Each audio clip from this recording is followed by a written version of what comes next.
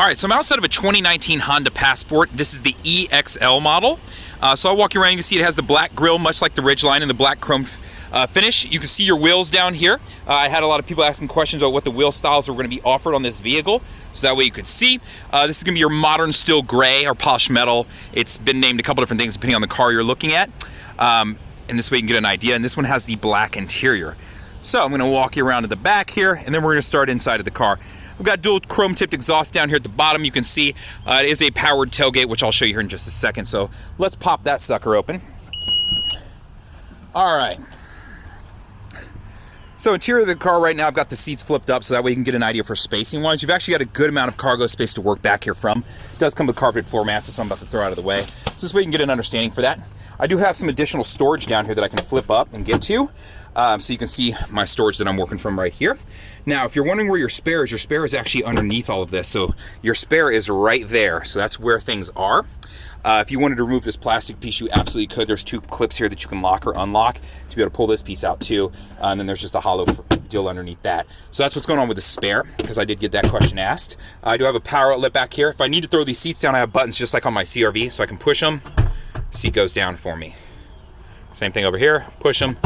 Seat throws down for me. So now, if you want to get an idea for spacing, it's a good amount of space you can work from. That's a full-size air mattress if you were going camping and it rained. You got a lot of space to work with from there. All right, so let's throw this down and show you the second row. So moving around to this side of the car, same as the other side, but just so you can see it. I'll pause here and hopefully you can see this. It's gonna be too much glare. I can't get you there on a window sticker for now. But let's throw these seats up. Now we can get an idea for the interior. It is a perforated leather, and it is black in this vehicle in particular. I do have fold-down armrest in the back. I have seating for 3 in the back of this vehicle, so you'd be good to go. And you can see I'll have all my markings for my child seats if I need to put a car seat or anything back here. I do have additionally 2 USBs down here that I can work with, so that's what's going on right here. And I do have air vents in the back of this vehicle additionally too. Cup holder wise, you saw I have them in the center console. I've got them over here in the doors on both sides, so I'd be good to move from that side. The car does have a moonroof. You can see I have it flipped open right now. And then as far as right down the center, you can see my center stack, which I'll show you here in just a second, but I've got the buttons up there. The AC controls, the heated seats are on, and then the touchscreen.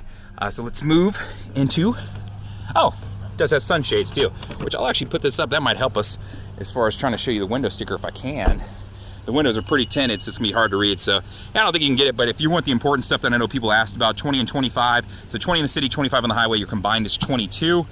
Pricing I've already put out there, but this one's $37,405. We're looking at a 2-wheel drive EXL 2019 Passport. So that's what's going on from that standpoint. It is keyless entry, so I can walk up and just put my hand on the door handle, will unlock, or I can lock it from right here.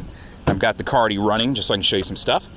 Powered seats, so I can adjust back, forth, up, down as far as my tilt, the back of my seat if I need to do that, and then my lower lumbar support is right here too.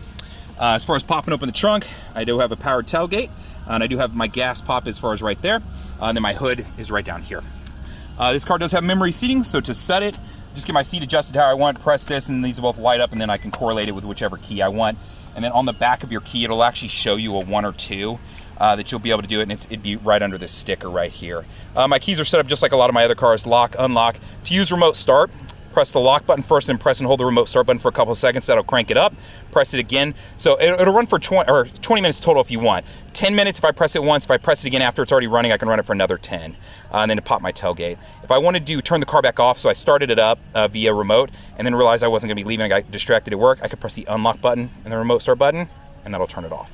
So that's just how that works off the key. So it's a lot like a lot of the other Hondas out there. Now hopping into the car, let's go over a couple different features. All right, so I'll start you over here on the dash. First thing I'll show you is your mirror controls.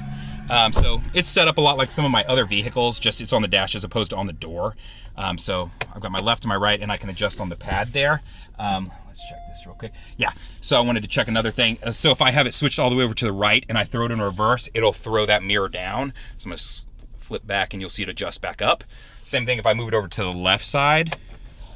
Same thing if I throw it in reverse, it'll tilt my mirror down. So you can pick which side works best for you as far as tilting your mirror down. So that's just how that function works. And if you don't want either one of them to tilt, put it right in the center and it won't do that. Econ button, anytime I turn on this, you'll see that green leaf come on right there so you can see what's flashing at me. If this is on, it will improve gas mileage of the car. How it works, though, it's going to shut down some of the electrical systems in the front end of the car, affecting things like your AC unit on how hard it'll blow, and of course your accelerator on how fast you'll take off. So that's what this button is. Down below that, collision mitigation braking system. This is set up to where if it's looking like I'm going to rear end somebody, first the car is going to alert me if I don't apply the brakes, then the car will actually apply the brakes to prevent the accident. So that's what this is. This is always on and running unless you press and hold this for a couple seconds. And now it's off, and you'll get this warning when it is off, right? So I don't know why you'd want to turn that off, but if you just don't want it on, you can turn it off if you'd like. Below that is road departure mitigation. So if I drive off the shoulder of the road, much like the image you're seeing, it'll give me an audible alert, and then it'll actually vibrate the steering wheel to say, hey, wake up, pay attention, maybe you're drowsy or something of that nature. Vehicle stability assist is in a lot of my cars. If you lose traction on the road, it'll transfer power to whichever wheel is getting better traction to help correct. This one is always running like collision mitigation braking, so you have to press and hold this one to turn it off also. Now moving up onto the steering wheel. I'm going to start you on the left side over here. The first thing you'll see is my volume controls. They're right here. As far as if I'm listening to any audio or anything running currently, so let me see if I can get something pulled up and moving. I can press usually up. Oops, if I jump out of this menu, let me go to my audio here. So what I'm doing is jumping over to audio. So if I'm listening to audio, I can press up and it'll allow me to toggle between all my options. So USB, Bluetooth, Apple CarPlay, Android Auto, 90 days of Sirius XM, music I've stored to the car, and then back to FM, which I have it pulled up right now. And then I can jump between my presets by pressing the left and right buttons as it's letting me know that. So that's what's going on from that standpoint. The menu button right here, if you hit this button, it's going to pull up this right here. And this is like some of my other cars. I can pull up my tripometer information if that's what I want to see. My phone, Bluetooth, now playing, that's what I just had it on as far as whatever audio I'm listening to. Jumping down to maintenance, if I want my tire pressure, it'll give me per tire, which is nice. And then I can get my oil life, so I should be at 100% right now. When you get down to 15%, it'll actually throw you an alert right there. And then you can check in your manual, and it'll tell you exactly what Honda's going to recommend, whatever dealership you go to, whether it be A1, A2, B1, B2. It's in your manual. So that way when you go in, you don't have to worry about, am I getting upsold stuff, or is this legitimately what I should be getting recommended? So it'll give you that heads up. So moving back out of that, so I think we can see... and then settings. So if you want to range turn off the tachometer, or if you want to range apps, you can do that. So it's just kind of nice to know you have that ability to do it, and then switching from kilometers to miles per hour, or vice versa. And then if you want to hide apps, so if there's some of these you don't ever use, you're like, man, let's just hide this one, I don't ever use it, you can do so. So it's just kind of nice to be able to do.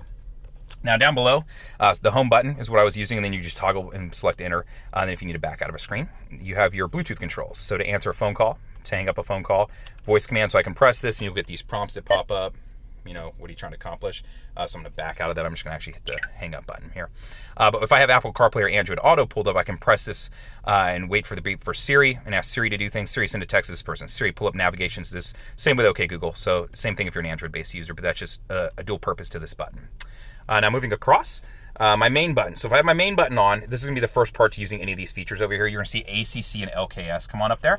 And that stands for Adaptive Cruise Control, and it stands for Lane Keep Assist. Now, Lane Keep Assist is designed to where when I'm going over 45 miles an hour, it's going to use a camera that is in this box right here to detect the lines on the road. And you'll see when I turn that button on. So this is Lane Keep Assist right here. So if I press that, you're going to see these dotted lines go on. So that's what's flashing at you right now. When you're going over 45, those will fill in solid. Now, if you start to drift out of your lane, it'll actually correct for you and keep you centered in your lane. So it's to prevent you from drifting into another car in case you spilled your coffee, your dog jumped on you, whatever the distraction, you're texting on your phone, you fill in the blank with what could be distracting you personally. So this works from 45 miles an hour to 90 miles an hour. So that's what it's designed to do. Now, my cruise control is set up to do two different ways. Now, ACC stands for Adaptive Cruise Control. So when I get up to the speed I want to set, I would press set. Then from there, I could use this button to create distance between me and the car in front of me.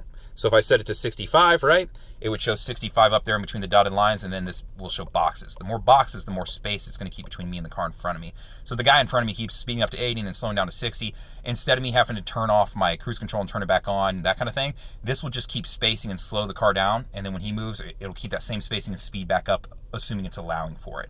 So that's how this works. Now, if you're saying to yourself, hey, what if I just want to use regular cruise control? No big deal. Press and hold on that button, and then it'll pop up and say cruise mode, and now it's switched over to just standard cruise control where I can set, cancel, and resume. And if you want to switch back, press and hold, and then it jumps back over. So that's how you do that. Now this car does have paddle shifters, so you can see my plus and my minus are right here. So if I want to be able to shift my car and adjust it a little bit more to my liking as I go, you have that ability to take advantage of it. If not, ignore them and just, let the car drive itself. It's an automatic. Now moving over to the left stalk, I do have auto on-off headlights that I can set right there. And then my fog light controls right here, so that would be on and then off, matching up with the hash. So that's what's working from this side, and then of course your blinkers. Now moving to the other side is going to be my windshield wiper controls. If I pull down, it does my fronts, and then adjusting this will do my backs. So that's how that works, and this is intermittent, so I can adjust the speed a little bit more accurately. So that's what's working from that standpoint. Now, as far as the touchscreen, it's going to resemble a lot of what I'm currently using in a lot of our vehicles. You will notice there's a volume control button, and you can press it to turn the power on and off. So nice to know that that is existent and right there, because that's been a complaint about some of our other cars. Home button. So this is going to be all your options on the car. I tell people, if you only use certain ones and you're like, well, I don't want to have to switch through 3 menus to get the 3 that I use, I just want to put them right here, you can absolutely do so. Press and hold. It'll pop up this screen right here. Once it does, now I can start moving stuff around. So if I only use a certain 3, then let me move those things and get them where I want them. Even up here, I can adjust and move these around too, so it's just kind of nice to know that. And when you're done, press done. So it is adjustable. You can make some customizations yourself. Now, as far as moving through this, it's pretty simple to do. Phone is going to be Bluetooth. If you've never connected up a phone, you can press it. It'll ask you if you'd like to connect a phone and start down that route. If you need to connect up a secondary or third phone, if there's going to be more than one driver in the car, just go to Settings. From there, you want to go to Connections. From here, we want to go to Bluetooth, and then we're going to select the device list. We want to connect a new device. And if you had previous devices, you would see here, so saved 0 of 6. You can connect up to 6 to a car. So that's what's going from this standpoint as far as connecting a phone. Tripometer. So you can get this same information over here. So I can have that information pulled up right here, and all I did was select trip computer. But if I want it on this screen, I can get it right over here. So how many miles I have on this tank of gas, my current and previous trips, as far as what kind of gas mileage I'm getting. So that's what the trip is set up for. FM, I mean, it's pretty self-explanatory. It does have HD stations, so you do have some additional stations if you're not used to that you can take advantage of. So that's just kind of nice to know that you'll have additional music or possibly news that you can listen to. But once you find, if you tune to a station, you find, oh, okay, I want to save this station. Perfect, I'm at where I want to be. Press and hold. Now it's set, right? So not hard to do, and it'll show you, it has RDS, so it'll pull up and show you who's playing and what it is. So that's what's going on from that standpoint. Bluetooth audio, so once you've connected up a phone to Bluetooth, you'll be able to wirelessly listen to your music if you'd like to. Apple CarPlay and Android Auto is in this car, meaning so I can plug into the USB, which my USB to do so is right there. You can see the phone on it. Not only will it charge my phone, but it'll allow me access to my music, my messages, my navigation, so Google Maps, Waze, Apple Maps, you can use all those if you're an Apple user, and you can use all but Apple Maps if you're a Google or Android-based user, I should say, too. Along with, you have access to Spotify, Pandora, iHeartMedia. So a lot of different apps are capable of being used on the touchscreen and through the car via voice command, so you don't have to pick up your phone and mess with it. So that's the point of Apple CarPlay and Android Auto. And the pluses to it would be, I like Android Auto and Apple CarPlay for as far as navigation uses, because it updates itself. I'm not paying to have updates on my maps. So good function there. Text message function, it'll read text aloud to you, and you can respond back via like Siri or anything you want to use. 90 days of satellite radio. You have USBs that you can plug into. As far as you have a USB there, and then an additional USB there. If you wanted to hook up like a thumb drive, you could. You can store music to the car, so you do have a hard drive for the vehicle, and you would be able to pull it up. I don't have anything saved to it right now, so it's asking me if I'd like to do so. So moving over, screen your clock if you want to adjust it. Social playlist is actually pretty cool. If there's more than one person in the car and you're taking a trip, it allows you to all add different music to a single playlist. So it's not from a single phone, but it could be from multiple phones to a playlist. So it's just kind of a nice function if you're taking a long trip, so you can listen to different people's music. HondaLink is an app you can download, and there's actually a website for it too. This will give you access to maintenance reminders, recall notices.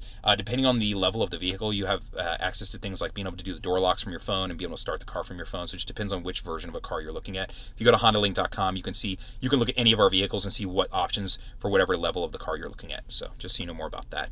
So that's kind of the touchscreen and a quick rundown of that. I'm going to throw it in reverse just so you can see the backup camera pop on. I've got 3 different views. So a wide angle view, just a standard backup camera, and then when I'm straight down so you can see my back bumper, this is where the hatch will open up to, and that's if you're parallel parking that solid line, and that's the same on both of these, right? So that's how that works. The car does have cross-traffic monitoring, so if somebody's coming from my left or right, it would give me arrows to which direction they're coming for and an audible alert to let me know, hey, don't pull out, there's somebody there. So that's as far as your backup camera. Other monitoring systems, as far as sensors, you do have blind spot monitoring sensors in both mirrors that'll light up orange when you're driving, so there's one on both sides. So if somebody's in your blind spot, it'll light up orange, and if you start to get over, it'll beep at you.